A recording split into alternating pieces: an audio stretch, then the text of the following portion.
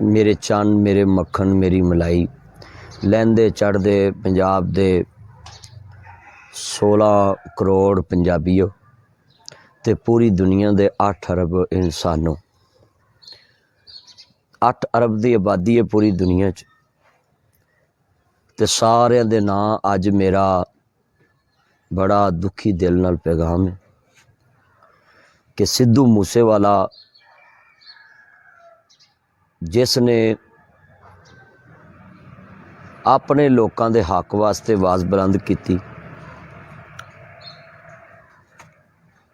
किसानां ते जिमींदारां दे वास्ते आवाज़ बुलंद की। एक माँ का पुत्र सी, उसदे माई बाप ने पता नहीं किन्नियां मेहनतां ते जोखां नाल ते किन्ने वक्तां नाल वो पुत्र पालिया ते पता नहीं केड़े केड़े ख्वाब वेख के उस पुत्र दे ते उन्होंने जवान किया ते मारन वाले ने इन्ना भी नहीं सोचिया कि इहदी माँ केड़े सहारे जिंदा रहेगी, इहदा प्यो की करूगा, इहदे चाहन वालियां नूं किन्ना दुख पहुँचेगा। दुनिया च किसी भी शोबे नाल कोई बंदा अटैच, हर बंदे दा दुनिया च चाहन वाले मौजूद ने। उहदियां सिफतां तो उन्होंने लोग चाहुंदे ने, कोई उहदे फन नाल उहनूं चाहुंदे ने, कोई उहदे नज़रिए नाल उहनूं चाहुंदे ने, कोई उहदी दनाई नाल उहनूं चाहुंदे ने और कुछ लोग उहदे कद काठ नाल उहनूं चाहुंदे ने। तो मैं सारे सज्जनां ते मित्रां ते बेलियां नूं पैगाम देवांगा कि असीं उह सिद्धू मूसे वाले दे जिहड़ा बड़ा ही दर्दनाक ते ज़ालमाना कतल किया गया है, अपने सरदार भरावां दे असीं गम दे बराबर दे शरीक हाँ। सारे सरदारां दे जिस तरह दिल दुखी ने, साडे भी मुसलमानां दे दिल दुखी ने कि दुश्मन मरे ते खुशी ना करिए ते सजना मीं टुर जाना, दीगर ते दिन गया मुहम्मद ते औड़क नूं मुक जाना।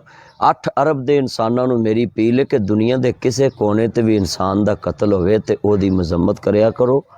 इंसानां दे नाल इंसान खड़े हो जन करन।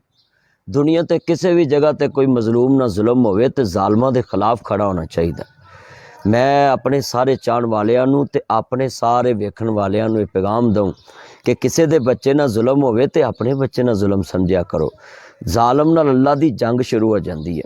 तो साढ़े नबी करीम सल्लल्लाहु अलैहि वसल्लम दे कोल एक जनाजा गुजरिया तो आपने खड़े हो गए, किसी ने कहा जी ये तो गैर मजहब का जनाजा, तो आपने फरमाया है तो इंसान है ना, इस वास्ते हर इंसान दी तुसी जनाब जी इज्जत तो एहतराम करो ताकि लोग तुहाडे अखलाक तो मुतासर होन, तुहाडे मजहब तो मुतासर होन। तो मैं अपने सारे जितने सरदार भरा ने, खास करके सिद्धू मूसेवाले दी मां नाल, सिद्धू मूसेवाले दे बाप नाल और उन्हां दे सारे जिन्ने दुनिया दे उत्ते जनाब जी चाहन वाले सब दे नाल हज़ारे तज़ियत करना है और उन्हां दे गम दे नाल बराबर दा शरीक आ। और मैं पैगाम देना है कि सारी दुनिया दीयां सरकारां नूं जालमां नूं कटहरे च लियाउणा चाहिए। दुनिया के किसी मुल्क च भी किसी नाल ज़्यादती होवे ते जालमां नूं फौरन जनाब कैफरे करदार तक पहुँचाना चाहिए। इस वास्ते मेरे जितने सारे चढ़दे पंजाब दे चाहन वाले, लहिंदे पंजाब दे पूरी दुनिया ते सब नूं मेरा पैगाम है कि तुस एक पंजाब दी बहुत बड़ी आवाज़ नूं दबा दिता गया है। जिहड़ा भी गभरू पुत जवान पंजाब दा, गभरू पुत पंजाब दा चढ़दे आवाज़ ते उहदी आवाज़ नूं दबा दिता जाता है ते जिहदी भी आवाज़ लोकां दे विच असर रखे तो उन्होंने दबा दिता जाता है। तो मेरा उन्होंने अगे सवाल है कि क्या तुहाडी बहादरी है, कलम का जवाब तुसी कलम नाल नहीं देंदे, ज़बान का जवाब तुसी ज़बान नाल नहीं देंदे, दनाई का जनाब तुसी जवाब दनाई नाल नहीं देंदे, जनाब अकल का जवाब तुसी अकल नाल नहीं देंदे, कद काठ का जवाब कद काठ नाल नहीं देंदे, तुसी जनाब इलम का जवाब इलम नाल नहीं देंदे, जनाब जी दुनिया च उत्ते जनाब जी फन का जवाब फन नाल नहीं देंदे। ते की तुहाडी दुनियादारी है बई जुल्म ते सारे इंसान कर लेंदे। मेरे दोस्तों, मेरे बुजुर्गों, दुनिया च किसी भी मजहब का बंदा है वो अपनी अगर आवाज़ दे नाल अपने किसी फन दे नाल शोहरत पांदा है, उहदी माँ है, उहदा परिवार है, उहदे बच्चे ने, उहदा खानदान है, उहदी अपनी जिंदगी है।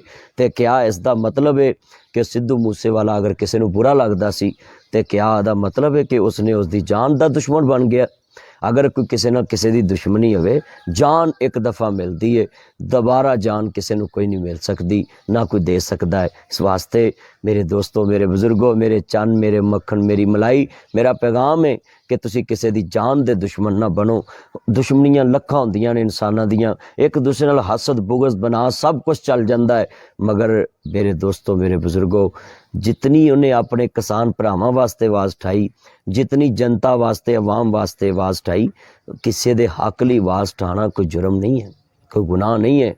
और दूसरा, अगर कोई किसी दा फन ना जी अच्छा है तो किसी दी इज्जत नूं वेख के तो जलना, ये बहुत बुरा काम है। लखां बेर बेरी नूं लगदे ते झड़ जांदे कई कच्चे, जेड़े पक्कन लाल मुहम्मद ओहो ही खांदे वट्टे। मिठा मेवा बेरी देवे, मुड़ भी वट्टे खावे, वेख बेरी दा सबर मुहम्मद, ओ मुड़ भी फल दई जावे। उच्चा नाम रखाया जिसने चुल्हे दे विच सड़िया, नीवा होके लंघ मुहम्मद, एवें नहीं कोई अड़िया। वारस ना कर मान वारसां दा,